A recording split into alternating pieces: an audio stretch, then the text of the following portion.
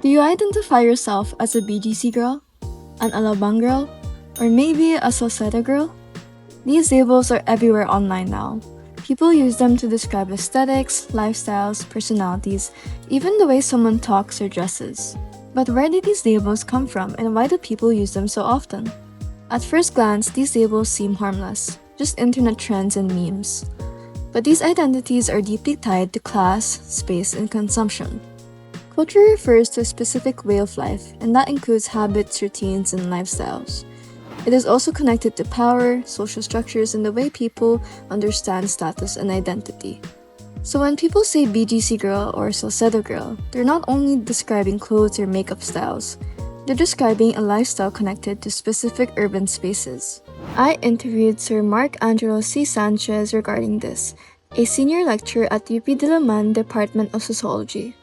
Alabang girls, Salcedo girls, or BGC girls. Kasi pag titignan natin yung tatlong spaces na yun, kaya yung mga mayayamang espasyo sa Metro Manila. It represents power, social capital nila, cultural capital nila, and yung peak ng kanilang economic capital. Now, there are certain services beyond the aesthetics that only they can access. These labels become codes for social status. Even the spaces attached to them already carry certain assumptions about wealth and lifestyle. The mall, a cafe, or a commercial district is more than just a location. These areas become performative spaces where people display lifestyle and class. We know that popular culture often comes from urban centers. Trends spread outward from cities, especially wealthy commercial districts like BGC. These spaces become symbols that people instantly recognize online. Over time, they also become associated with certain personality types and lifestyles. BGC is linked to corporate life and prestige. Salcedo equals luxury and lots of cafes. Alabang is all about affluent residential areas and premier commercial spaces. But there are also Cubao and QC girls actually. Cubao is artsy and alternative, while QC is known for inclusivity and passion. The label doesn't just describe where someone lives or hangs out. It describes what kind of person people imagine lives there. Different spaces attracts a distinct type of aesthetics, culture, and livelihood. These labels, especially BGC, Alabang, and Salcedo girls, also become aspirational. A lot of lifestyle content online that uses these labels sells the idea of a calmer, more comfortable life. And for many viewers, these lifestyles start to represent success itself. There's what we call middle-class fantasy. Popular culture teaches people to aspire toward a certain lifestyle, even if their actual material conditions are very different. That's why these lifestyles online can feel more powerful because they offer an image of stability and comfort, especially in a society where people desire upward mobility. Pero kung normal na Filipino ka, may possibility talaga na maging symbol mo yun to aspire to become them. But aspiration can also create pressure.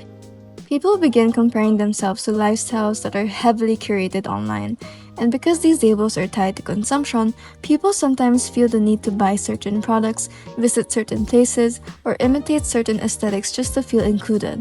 Especially in our day and age na very prevalent ang social media na ayun nga, people will buy things not because part sila ng ano na yun, ng market ng mga produkto na yun, but kasi those items and those labels represents a high class of living. These trends also spread because social media platforms benefit from them. When we talk about algorithms in digital culture, we know that platforms are designed to keep people watching, scrolling, and consuming. They actively control what people repeatedly see online and influence what starts to feel desirable or normal. Algorithms also reward content that captures attention quickly, and lifestyle content performs extremely well because it is appealing and easy to consume. These platforms are not free. They are paid by our data. And they use our data to sell to advertisers, and those advertisers will feed to the system of their social media para to let us see kung anong gusto talaga natin. Another important part of this trend is performance. Online, identity is no longer just something people naturally express. It also becomes something people consciously create. With digital culture, social media encourages people to become publishers of themselves, so people now use their everyday lives as content. This creates a blurry line between authenticity and performance. Some people genuinely live these lifestyles, while others recreate the image because attention online can eventually become income. So who benefits the most from these labels? The audience may gain entertainment or temporary escapism, but financially, the biggest winners are often brands, platforms, and influencers. Kasi yung audience, siya yung product, siya yung leverage, siya yung political capital, social capital, or product ng influencer. They're not just internet memes or harmless labels. They are a part of a larger economy built around attention, identity, and consumption. Labels like BGC Girl, Salcedo Girl, or Alabang Girl may look simple on the surface, but they reveal how online culture shapes the way people see class, lifestyle, and even themselves. They show how identity today is increasingly tied to consumption performance, as well as the way people imagine success.